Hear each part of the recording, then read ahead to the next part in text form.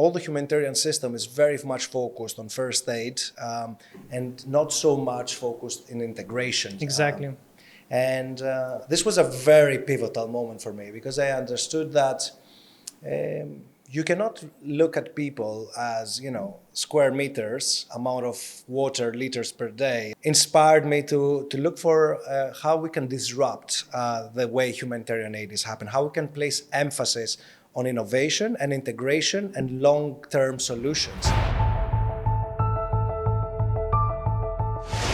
To some of your viewers, some two main statistics that they might not know. The average duration of a very simple refugee camp with tents in the world is about 15 to 17 years.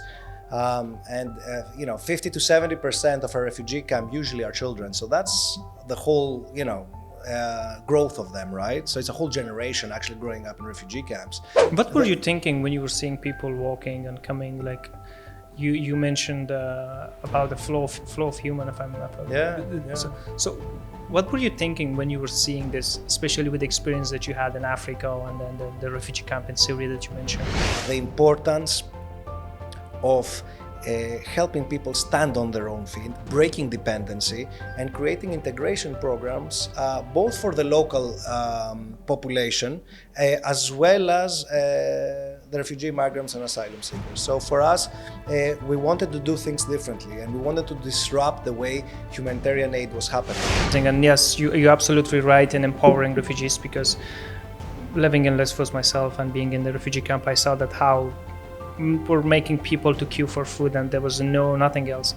And I remember that the only thing that we used to do in the camps was just queuing for foods, a couple of hours in the morning, lunch, dinner. So that was the only thing that we had to do, nothing else.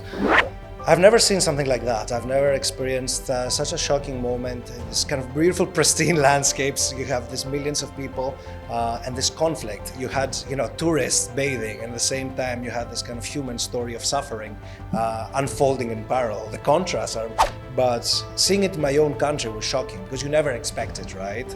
We all have this bucolic image of Greece, of the islands, and then having that in your face, it's kind of breaks this, I think this is it. It breaks this understanding that, okay, here it's fine, the problems are elsewhere.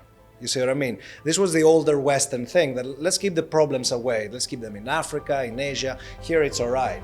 But no, I think, and that was a pivotal moment also for West in that time. It's a historic time, 2015, 16, right? Where the problem, as they saw it, came in front of their face.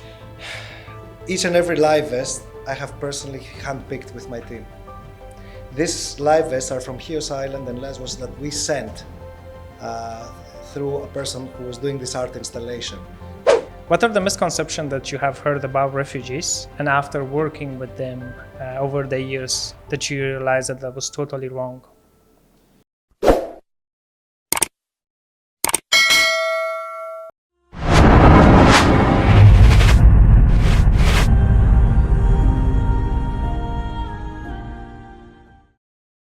Hello everyone, welcome to the Untold podcast. I'm very happy to have the opportunity to host Jay Maxis, the CEO of Odyssey. Jay is an award-winning architect and one of the leading social inventors here in Greece. And we have him here with us in this episode. Jay Max, thank you so much for being here. It's an honor and a pleasure to be with you today, man. Thank you. How are you doing? Very good, very good. It's a hot day in Athens today, but I'm lovely to be here in this cool room with you. I'm very happy to have you here because in a way I'm inspired with your work that you do. And I have so many questions, and I really hope that time allows us to get through all of them. But at the moment, let's start talking about you and allow us to get to know you more as a person. If you could tell us a bit about you, where were you born, and where did you grow up, where did you go to school, and then we can take it on from there. I have a bit of an atypical upbringing story. So actually, I was born in Greece, but very quickly, about 18 days old, I did my first trip that took me pretty much in India. And I grew up there and I went to school there until I was 10 years old. So, I was just in South India, a small little village, a few kilometers out of Bangalore. And it was a very atypical setting for a Westerner, being surrounded with thousands of Indian children. It was not like an international school; it was more of a local school. So it was a very different educational system. It was based on human values. It was based. It had. Indian kids from all around India coming there, and it was actually, I was very fortunate to grow up there. So at 10 years old, I returned back to Greece. I entered the Greek educational public school. And very quickly, after a few years, I also want to go again abroad. I was around 17. I gained a scholarship, just like you, to go to Scotland to study architecture, which was my passion. I always wanted something between arts and science, and architecture was the right fit for me. And I was also very fortunate to do 2 Erasmus programs, one in Venice and one in Rome. So I really immersed in amazing architecture and public spaces and amazing food as well in Italy. But it was also in Venice, actually, that I started a specific atelier of sustainability, and we focused on Africa and in displaced populations. And that's where I started thinking how I can actually, through the science that I love, be able to bring not only innovation, but also help people in need.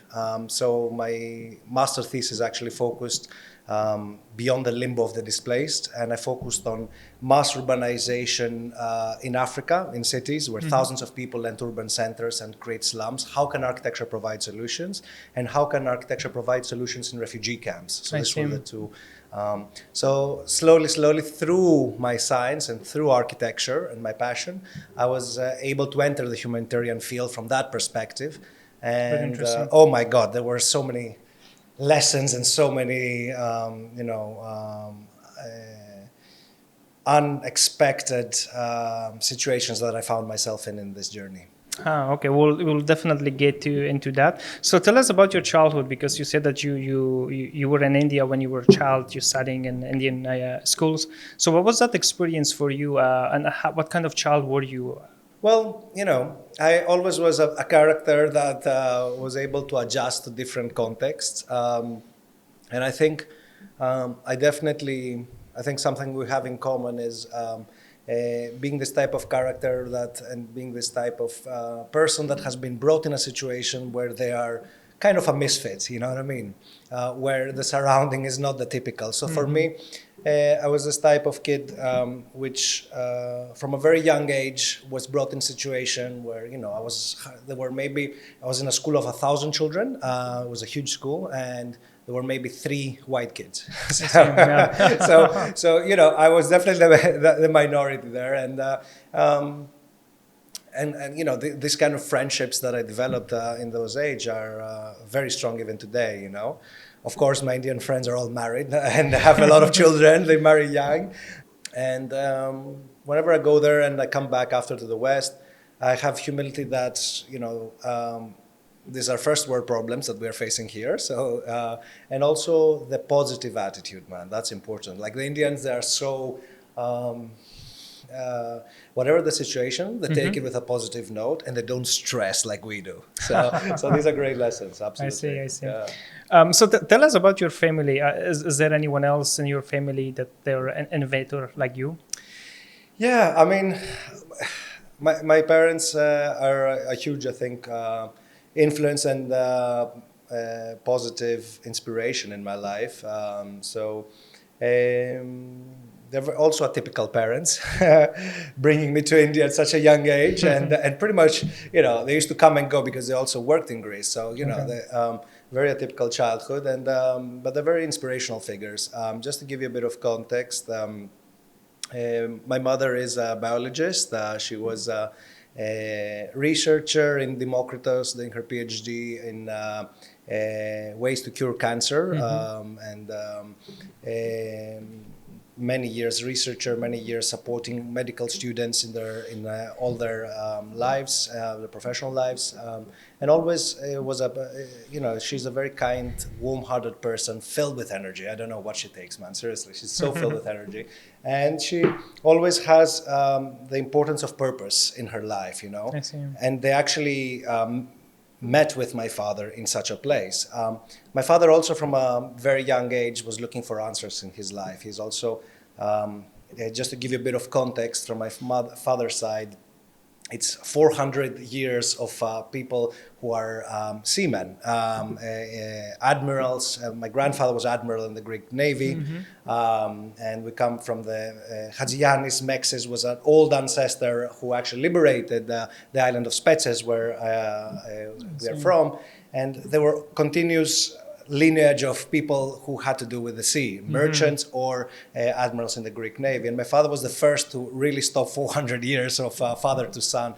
And he didn't enlist. He did the army, but he didn't follow the career of the Navy that his father, so he broke that chain. And, he went with the magic bus. I don't know if you know the magic bus. It was this bus that started all the way from Europe, passed from Athens and went to India. And he took that in 1976. I think he was like, he was not even 18 years old. He was like 16 or 17. So he took that, went for a 6-month journey into India looking for answers. And he's a person who became a psychologist and worked many years with drug addiction. So he helped a lot of people through heroin addiction. More than 500 people passed from his program with a lot of, he had a group of psychologists working that. And my father later, and still runs today, a bookshop with many kind of philosophy books, and he's always surrounded with hundreds and thousands of people, a very strong, intense community of intellectuals and people who are looking for answers. So in essence, concluding a little bit with my parents, I think they gave me a thirst for knowledge, for self-inquiry, to look for answers, to see behind the curtains and question things, critical thinking. And they also, I think, passed over a love for the East. So I think that, if you see, Greece and India and Persia in the middle, this was in antiquity very strong, let's say, generators of thinking, of philosophy and culture. In many ways, I feel that I have these two elements, because growing up in India and growing back in Greece, which I really, really love as well, I feel that I have this kind of separate but coexisting parts inside me. Very interesting. Again, I'm always, that's why actually I ask my guests to tell me about themselves, because it's very interesting and amazing when you learn about the person, the backgrounds, you see that how similar we are in so many ways, and that we have so many things that links us, and the experiences that we have, and it's so very interesting. You mentioned a lot of things, and I want to ask you specifically, because of the type of work that you do at the moment, which has to do with supporting humans. At the end of the day, it involves supporting individuals and humans. I wonder if you were, if the family specifically influenced you, or your own personal experience, that you went to India, you went to study, and then you went to Africa. So which one of these made you the person that you are today? Is it the family, or was it the whole experience of yourself? Yeah. I think it's a puzzle of different things. It's always kind of interesting and sex to put everything to a very simple story. And yes, there are these stories, and we can go through them as we're unfolding a few of these important milestones that are pivotal, right? There's this crossroads in your life, but I don't think we are the sum of the crossroads. We are the sum of the whole journey. And for me, meeting incredible people in these different stages in my life has really inspired me, because, the work that I do is not like an abstract concept. I have the community where I grew up. There were a spiritual teacher that really influenced me from a very young age. He gave me my name, which is Jay, and which means victory, by the way, in Indian. It's an Indian name. So in many ways, I think it is a beautiful mosaic of different people, and there's important milestones. One milestone for me was India. The other, of course, was Scotland and architecture. The other milestone was all the different things that we have, been doing with my family, but also the more later milestones were as part of the refugee crisis, as part of the humanitarian architecture things I did in Jordan. They all collectively created this kind of beautiful web of very immersive experience that changed me and changed the way I look at things. But for sure, I think it's the sum of all of those that I see. take you into a path. You know? Yeah. And I wonder if throughout all these experiences that you had, if they were, you mentioned something that when you went to Africa and that was the time that you start questioning. Would you mind if you could share with us, what was that experience? What did you see, or what did you hear, or what did you experience that in a way started making you question things? Absolutely. I mean, in Africa, I was very fortunate to design and build one of my first architecture large, let's say, work. And it was a school for orphan children. It was a big school for about 1,100 orphan children. And it was incredible how this happened. Actually, I met this incredible priest called Father Charles, part of the Spiritan order, very open-minded person. Not in the typical sense religious, more spiritual and open, I would say. And his story is that, he got thrown as a priest, how he gets sent, let's say, to a place where there's no water, utter poverty, and no priest stays more for 1-2 months. So he was sent there. And instead of fleeing like all the previous priests, he actually stayed. He brought water to the community and then started creating makeshifts in open air school for all the 39 different villages around the place where he was based.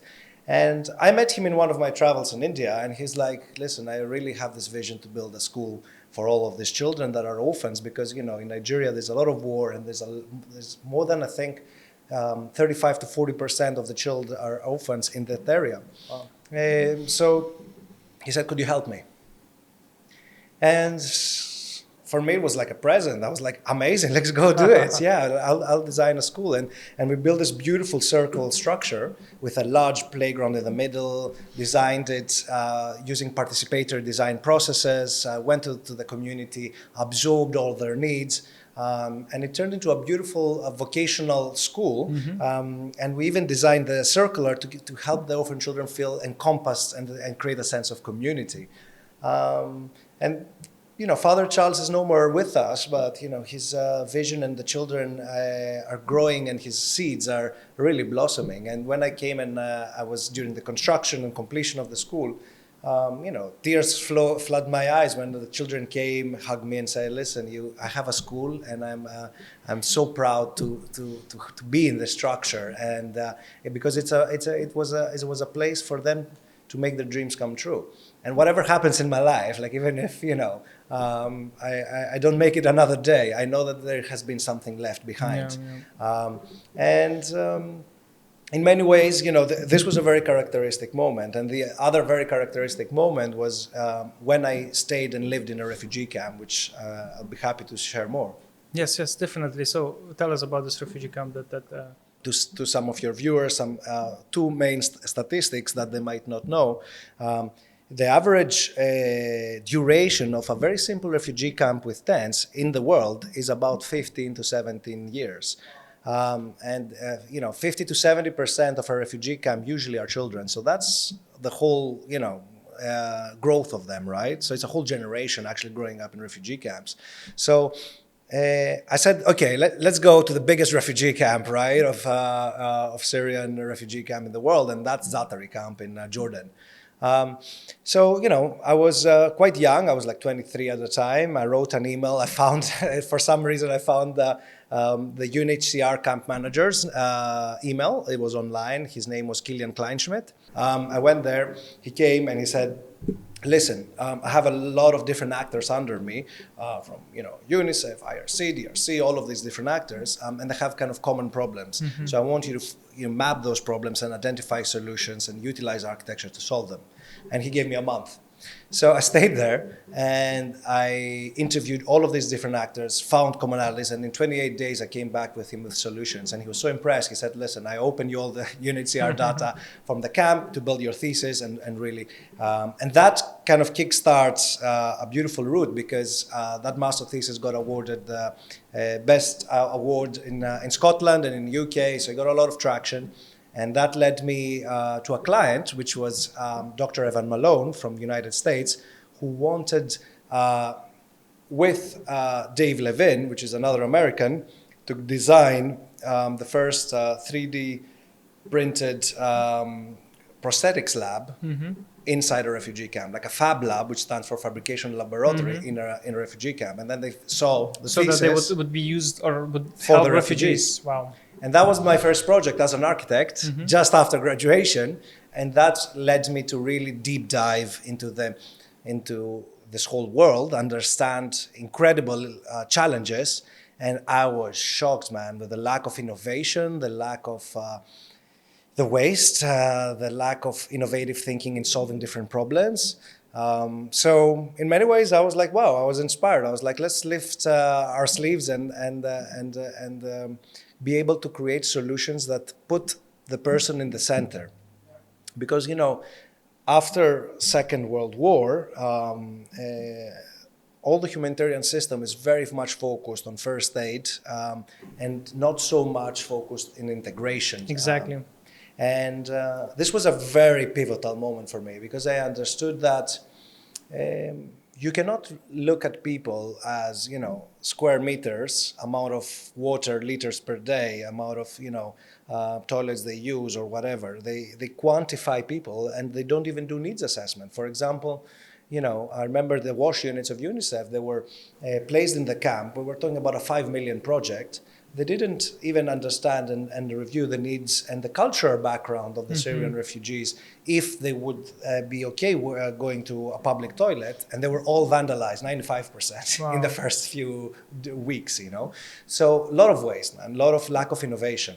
And this in many ways, and I think Killian Kleinschmidt, who became a mentor and a good friend afterwards, inspired me to look for how we can disrupt the way humanitarian aid is happening, how we can place emphasis on innovation and integration and long-term solutions. And how can we flip the narrative? How can we flip the narrative from a problem to a solution? How can you use this talent? Because we're talking, I don't know if you know about Zaatari, but Zaatari, when I was there, was 120,000 people. It was the third largest city in Jordan, if you think about it. That is insane, man. There used to be 50 babies per day. And an economy of like 70 million per month moving. They had opened 3,000 shops in Zaatari. The scale is staggering. And all of these humans living there are in limbo. They're just stayed excluded from life, living either in tents or in containers in the middle of a desert. And what a wasted opportunity. Yes, this is very problematic, and actually, of course, I'm not gonna compare Greece or the refugee camps here in Greece with those other countries that you mentioned, because it has nothing to compare. But at the end of the day, there are similar situations and similar issues here that refugees are facing in Greece. Thank you so much for sharing. I have so many questions about this, but unfortunately we have to move on because of the time. So tell me about the Odyssey. So how this idea came about? Yeah. So it's actually quite nice because we have it's a next stop, let's say, from Zaatari, right? When designing the Fab Lab with the 3D printed prosthetic center, I came very close to people who were helping me understand their needs, their culture, and to design correctly what we were offering. One of them was Asem Hasna. Asem was this dude that's very young, very bright. He was a university student in Damascus and studying mathematics. He was quite a smart guy. And in his free time, he used to drive an ambulance volunteering. So what happened one day is there was, unfortunately, a bomb attack, and he lost his leg. And he was shipped. He entered the caravan of people and ended up in Zaatari. Sorry, where this was happening? That was in Syria. Ah, okay. So Zaatari camp is like 12 kilometers from the border of Syria. I see. Okay. When I was there, actually, there was every day almost 5 to 10,000 people were walking from the border into the camp. I mean, insane numbers. And Assem was one of them. And when he came and met Dave Levin, who was there leading the efforts in the 3D prosthetics lab, he was able to learn 3D printing in a few days. And in less than a week, he 3D printed parts of his own prosthetic leg. So the guy was a complete genius. And beside that, he was a very warm person, and we came very close to him through Dave Levin. And very quickly, when in 2015 they decided to do this whole trip to Germany, they didn't have the funds, so we fundraised for them, and we actually did the whole trip all the way to Germany with them. So that was a crazy eye-opening, especially because it was the first time around 2015. It was one of the first times I went to Lesbos Island. Yes. And in total, I have done more than, I think, 20 missions in Lesbos and Chios. Maybe even more, but this was one of the first ones, and it was a very difficult days and very intense and very life-changing because we were waiting and trying to see if our friend would do the passage, and so he would cross in a way. He would cross irregularly. and with him there were also other people that one was had lost his sight through a sniper attack, and there were people who generally had disabilities, let's say, a group of people that we were close to and we had helped in the prosthetics lab. So all they had some kind of physical disability. And when you know the people and they're doing the crossings and how many people have passed away and how dangerous it is not anymore a number. It's not anymore. It's very personal and it's very emotional situation. So, and during that time, I also, because we were by the coast, I noticed also how many live vests were thrown and covered all these beaches. This very serene, beautiful beaches of Lesbos was filled with live vests. So all of these things were playing in my mind. There were three elements that Odyssey started with. One was Assem's story inspired, which was when Assem did the journey, he not only was able to improve his life through the use of technology, but he actually ended up doing a TEDx talk in Berlin, meeting Angela Merkel. So he's in Berlin now. Yeah, and working for Cisco. The other thing that we started during the islands was cleaning up all the beaches from live vest and turning these products, upcycling them into different products like bags, t-shirts, and raising awareness about both environmental disaster that was happening in the islands, but also the social difficulties, and they became a symbol of hope. So this was also a very pivotal time because we cleaned up more than 100,000 live vests, the entire live vest from the island of Chios. We were able to recycle more than 50 to 60 tons of plastic and create more than 12,000 products during that time. And that was one of the first projects of Odyssey. During that time, we worked with Ai Weiwei, with artists all over the world, and we turned also the live vest into a symbol of solidarity and raising awareness to this issue of these people, more than 1 million people. Mm-hmm. So, also coming from Greece and being really in love with this incredible landscape, we were there before all the NGOs were there, and we were seeing these caravans of people walking all the way from Olivos down, and, seeing this scale of human migration was completely eye-opening experience. What were you thinking when you were seeing people walking and coming? Like you mentioned about the flow of human. So what were you thinking when you were seeing this, especially with the experience that you had in Africa and then the refugee camp in Syria that you mentioned? So what were going on in your mind? Very intense emotions. Actually, I was traveling with a very good friend called Maro Kuri. She's a photojournalist. So we did so many different missions, documenting all of this journey, right? Both Assem's journey, but also this human flow. I've never seen something like that. I've never experienced such a shocking moment in this kind of beautiful, pristine landscapes. You have these millions of people and this conflict. You had, tourists bathing, and at the same time, you had this kind of human story of suffering unfolding in parallel. The contrasts are like, luckily, I had seen some contrast in India to be able to experience, and I've seen thousands of people in India because it's such a densely populated place. But seeing it in my own country was shocking because you never expect it, right? We all have this bucolic image of Greece, of the islands. And then having that in your face, it kind of breaks this, I think this is it. It breaks this understanding that, okay, here it's fine, the problems are elsewhere. You see what I mean? This was the older Western thing that let's keep the problems away. Let's keep them in Africa, in Asia. Here it's all right. But no, I think, and that was a pivotal moment also for West in that time. It's a historic time, 2015, 16, right? Where the problem, as they saw it, came in front of their face. So it broke this fallacy that we are not an interconnected organism. The world is not. Because people they live in their bubbles. We all do. And in many ways, that bubble got broken. And they realized that everything has consequences. Just like with the climate, the same goes with migration and other things. When you influence a specific region and you create and you contribute to suffering, that suffering one way or another can come to your doorstep.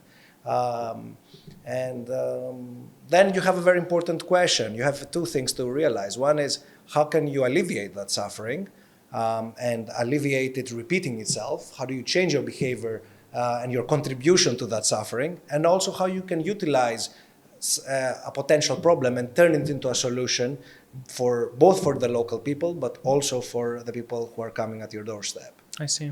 So I think these are the emotions. They're very complex emotions, to be honest. For sure, also you were completely immersed in the feeling of solidarity, and it was beautiful at that time in Greece to see, experience the absolute depth and the absolute highest of human creation. I saw in Lesbos was a completely insane place where you saw, for example, grandmas opening their houses and having two slippers and giving one of them in front of my eyes. Or I have seen taxi drivers stopping and giving the socks to the people coming. And, we did missions all through the night, hundreds and hundreds of people helping them come out from the sea. And then you also saw the exploitation. You saw, opposite the port in Lesbos, I remember they were charging 25 and 50 euros per sandwich. And there was a refugee woman in front of my eyes buying biscuits with €200 bill. And the guys are telling her, you want also change back? What do you mean? It's fine, go away. So you saw these crazy things happening at that time.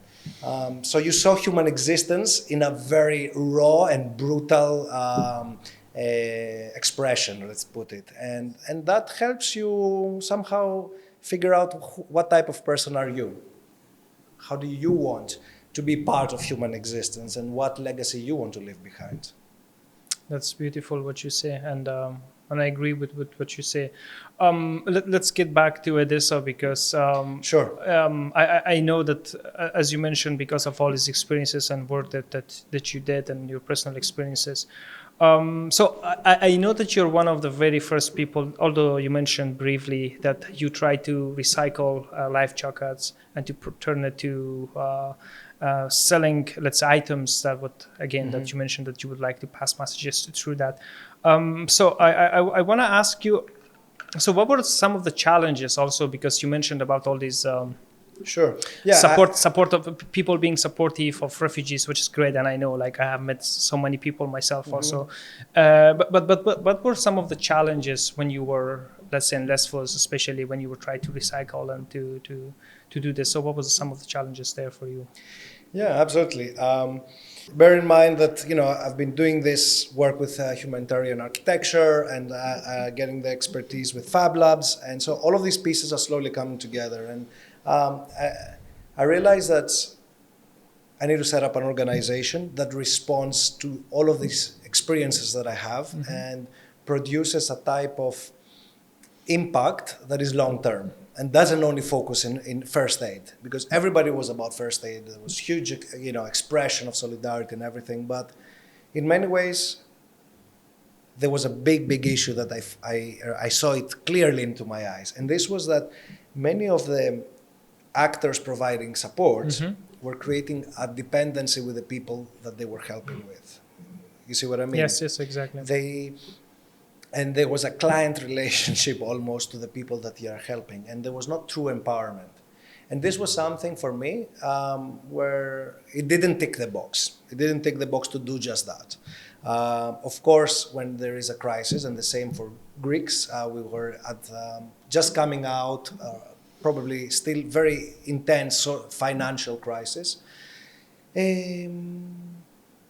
So in many ways, of course, the needs are very pressing, the day-to-day needs, the need for food, shelter, and first aid. But from that moment already, it had matured quite nicely inside us, and we were also working with Kilian Kleinschmidt. We were working with other incredible people that, like David Levin, with Dr. Evan Malone, people who really also, we were all aligned, and Kilpatrick Day, who was US governmental advisor and head of IRC, they were all part of a very strong group of mentors and supporters of a different ethos, which prioritized the importance of helping people stand on their own feet, breaking dependency, and creating integration programs, both for the local population, as well as the refugee migrants and asylum seekers. So for us, we wanted to do things differently, and we wanted to disrupt the way humanitarian aid was happening. And we got united under this mission. So the first 3 projects that Odyssey started, which was the social kitchen, we started many social kitchens, both in Piraeus port that had thousands of people living there at the time, in Lesbos Island. We started and wanted to create a fab lab like the prosthetic center, but in Greece, to help provide access to technology to people to change their lives. And we also completed this beautiful project of upcycling. And from all of these programs, the common thread was the fact that we wanted to empower people, and the same with the Live Vest, because the idea came very spontaneously. I was sitting in the mayor of Lesbos, his name was Spiros Galinos, and I was trying to ask him for help with the Live Vest, and there was a woman sitting next to me, and she told me, I asked her, what are you waiting to talk to the mayor? She says, I'm a seamstress, and I am looking for help to find a job. And then I was like, why don't we combine the two? Why don't we help the local population find jobs, clean up an environmental problem, because the Live Vests are polymer plastics, and they disintegrate and they enter the water chain. Yes. Why don't we solve that, create jobs for people, and create awareness? So in many ways, it ticked a lot of interesting things for us. And all of these slowly gave us the understanding and very spontaneously started building Odyssey, the 2 main, let's say, pillars of Odyssey, which is education and employment. And the transition was that a lot of people were coming to Odyssey and knocking on our doors, literally, and asking, can you help me find a job? And very quickly understood that, okay, yes, and there was maybe also a mistake in the beginning, that I assumed that everybody would be like Asem Hasna, incredible and able very quickly to learn, but not all people had the ability to invest so much time to learn much more demanding technologies and pass also like your journey, they reinvest that because they had families behind, they had difficulties.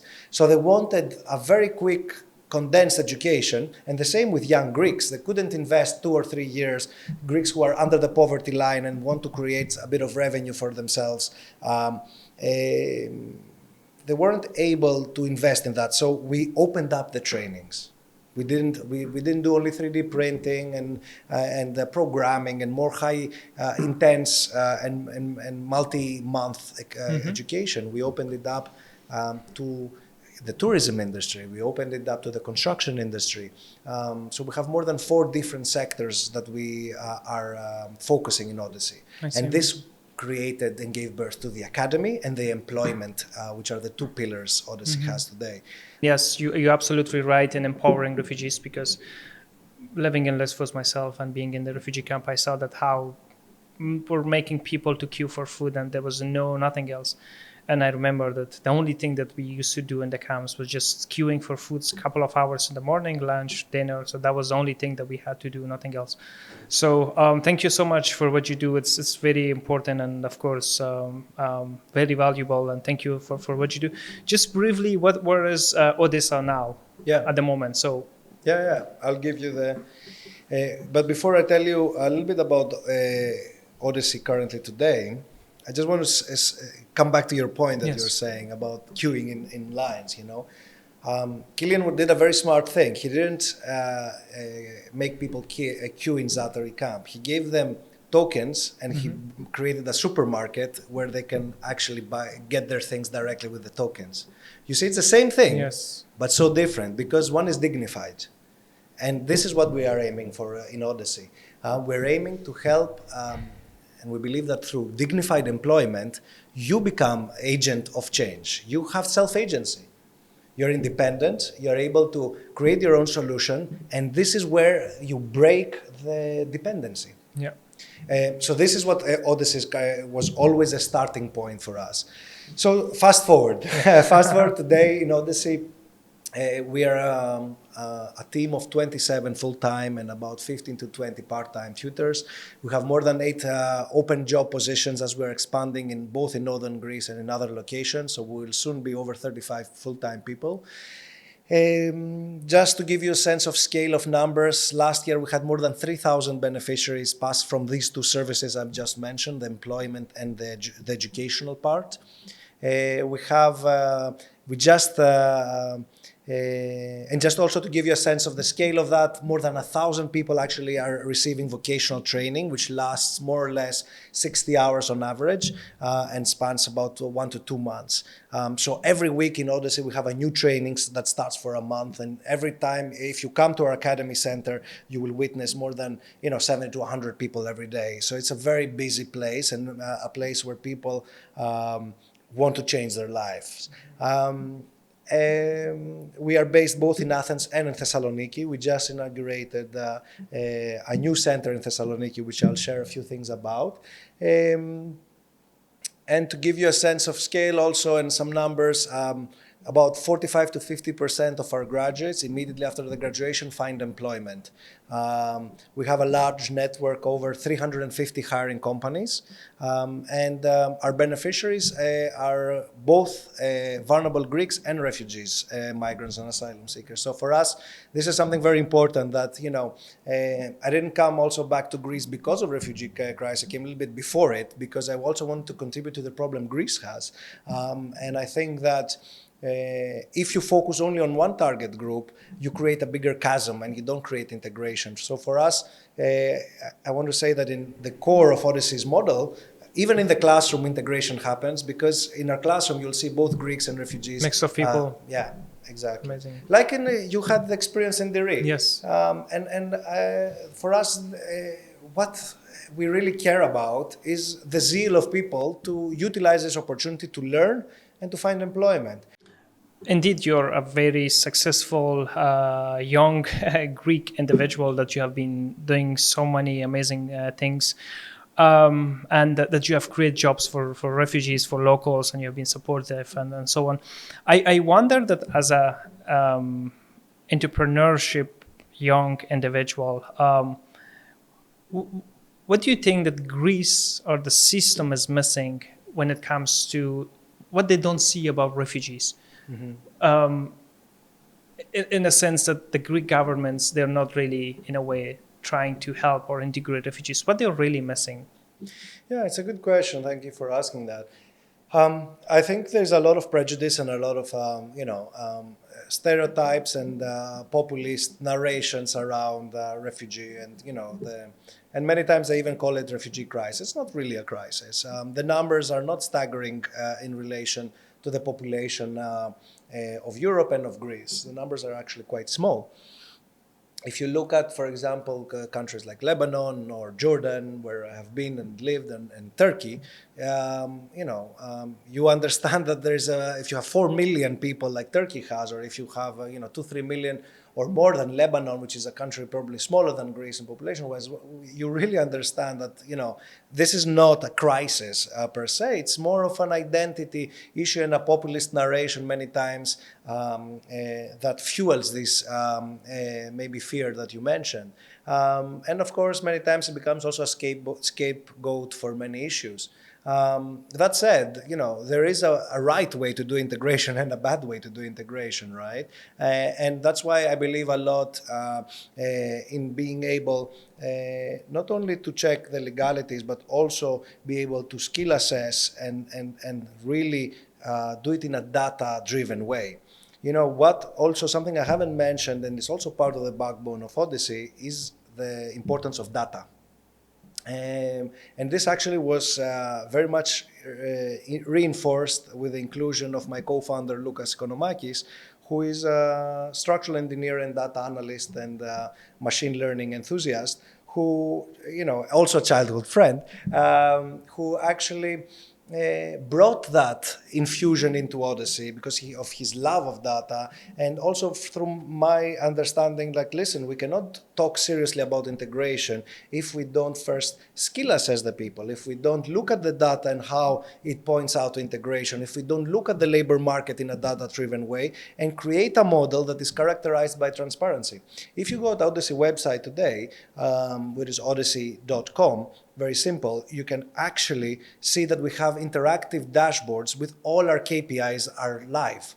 So this is complete transparency of every day what we are creating, how many people are in our education courses, how many people are finding work. And we don't need to create reports for donors or for public institutions. They can live see the impact. And this is something that I wanted also to create because it's connected with your question. I wanted to change the way the narration around NGOs in Greece, which is connected with how refugees are seen in Greece. You see what I mean? Because there are NGOs who do very hard work and believe in innovation and transparency, but there's also NGOs who don't do that. And they create a very bad precedent, and they put us all in the same bag, and that creates also misconceptions both about NGOs who are helping people and doing it the right way, and also for refugees who really want to integrate. So this is something that distinguishes Odyssey a lot of how we do work. And that's why both our space and our academy space has been awarded by the European Commission. Out of 1,600 applicants, we came second in the European Union and got the new European Bauhaus Award. We have full transparency audits, and we try to be a step ahead in the innovation game and really do own the talk and walk the talk, as they say, right? And not just keep it in theory level. But concluding to your question, I also want to say that the Greek society and the Greek government has a dual way, and especially also the current government. I don't think it's black and white. I think they recognize the positive part of the inclusion of refugees. I mean, you had on your channel also people like Geli Aroni, part of the Ministry of Migration and Asylum.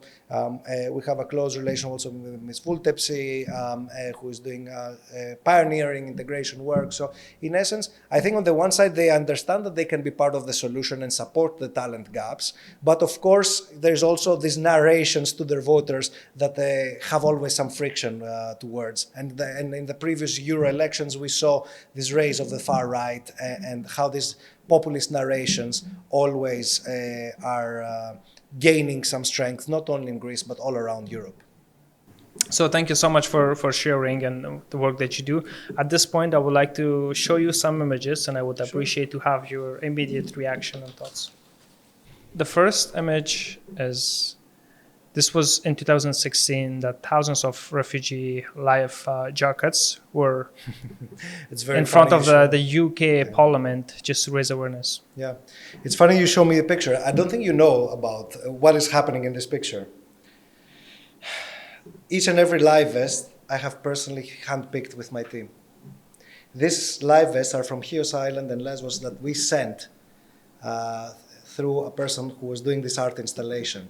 Did you know that? No, I didn't know that. I have actually picked them from a landfill Wow. in Chios, with and put them, and I have documentation of this, and this was in collaboration. I won't publicize the name of the person who did that, but these are actual lives that we did, and that's such a coincidence that you show me. This is the first picture you show, because I left Athens, went to Chios, picked them. We got a huge truck, and we were filling it with live vests, and for us, this was a very important time, because what happened was we turned a symbol of suffering into a symbol of hope and solidarity. And this is a very huge milestone. And this is, I think, what you're mentioning. This one you did find, okay. Yes.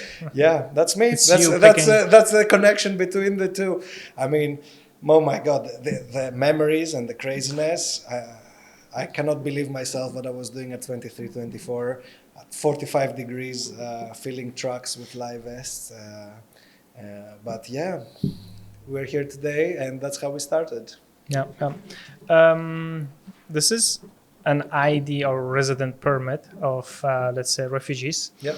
I want to give you a brief information also for the audience that here in Greece, when you want to renew your ID or resident permit or passport, it takes like months and even a year. So as someone that you're having an organization, and I believe that you have refugees and migrants working in the organization that you have, Sure. Have you ever faced this issue of having that they had expired ID and they had to wait for months to renew? So how do you deal with that? Yeah. How's been your absolutely. experience with that? This has happened many times. It's a truly sad story also when, for example, we have helped and found employment for people that, like, for example, there was a Greek employer who was looking for a welder, and it's very hard to find welders. And this refugee had this incredible skill. And just before the employment started, he had expired his ability to stay, as you say. And what we try to do, we have very strong legal partners to help mitigate these situations, because in the end of the day, these people not only want to contribute into the Greek economy, they have families, they have dreams, and we want to look at them not just as a simple document or a simple number, but a person that has the ability to change his life and help other people as well. I see. The other image, I want to have your thoughts as entrepreneur and someone that you work with people, is child labor, which is a huge thing. It's one of the big issues in the world, actually, which according to International Labor World Organization, there are 152 million children worldwide that they are victim of child labor, and 3.4 million of them are here in Europe. Absolutely terrible situation all over the world. It's unimaginable to take away the ability of a child to be a child. And it's not only about these young ages. You see 15 and 16 years olds who are like adults. They come to us, unaccompanied minors, for example, and they have been ripped away the opportunity to play like we have, to be able to not to worry about survival every day, not to be in this incredible, inhumane situation. So, for us, creating very protective environment, both for the people who come to Odyssey and who are finding work, is a way also to help safeguard these situations that are happening around the world. But I think, all of our societies are suffering today because of childhood trauma. So children should always come first, and we have to be, I'm becoming a father in a few months. Congratulations. So these topics hit very sensitive strings already. Yeah. Thank you so much. We are in the last segment of our podcast, and at this point, I would ask you a couple of questions, and I would appreciate as brief as possible if you could answer them. What are your thoughts on camp-to-camp integration? What do you think of this approach? Camp-to-camp approach is one of the policies that would allow basically the governments that they would integrate refugees in the camp. Yeah, I'm not a big fan of camps, man, of refugee camps. I think they can work well as an intermediate solution, but as I showed to you, the statistics are terrible. In the end, they get used as places of exclusion, and a place where there is a loss of hope. And there's nothing worse of being in limbo and being loss of hope. This is the way to push an individual to despair and criminality. So I don't think these situations first are inhumane, the situations, you know them very well in refugee camps, but beyond that, it should also only be a temporary solution for someone to receive the first aid and support he needs, and then get included and becoming an active member to the society he wants, respecting the rules of the society and being integrated and empowered. Refugee camps are the opposite of that. What are the keys to your success that you would like to share with young people that they want to follow your path? Yeah. Two things, very simple. First, always look for the purpose in the things that you do, because in the end of the day, you will not remember the all-nighters you did for a multinational company, but you will remember the people's lives you changed. And second, don't think that your career is going to be something very static. It's very dynamic. You can change one or two or three professions these days. Upskilling and reskilling is a constant situation. So go out from your comfort zones. This is what I say to youth. Fight for the ideals that you have. Create your own work. Feel the entrepreneurial journey, which is so knowledgeable and so empowering for someone. And most importantly, don't take no for an answer. What are the misconceptions that you have heard about refugees, and after working with them over the years, that you realized that was totally wrong? So a very typical misconception in Greece is, and in other places in Europe, is that refugees prefer to be on aid and create this kind of parasitical existence. That's such a fallacy. I haven't met a refugee that prefers to be in limbo and not an active member of society. I think refugees want to stand like every human, and also the term is also not needed. There are human beings like us, and we all have the same needs. We want to be able to be independent, agents of our own solutions, and active supporters of our families and communities. So I think this is a huge misconception in that they are here to take our jobs and to take the aid programs. No, not at all. They want to be active members, and they're human beings like everyone, and we have an obligation to help any person who is in need, be that a local or from a guest community. The same. Yeah. Last questions. If you had the opportunity to display a message that all Greek people could read, what would it be? What would you write in that sentence? Okay, wow, it's deep. I would say something very simple. Know yourself so you can recognize yourself in the other person that you meet. Beautiful. Jay Maxis, thank you so much for being here. It's a pleasure of having you, and thank you for the work that you do. It's very valuable, very important, and I personally appreciate that. So thank you so much for having me. Thank you for having me. Yeah. It's been a pleasure. And everyone, thank you so much for watching us, and follow us for more. Thank you. Have a good day.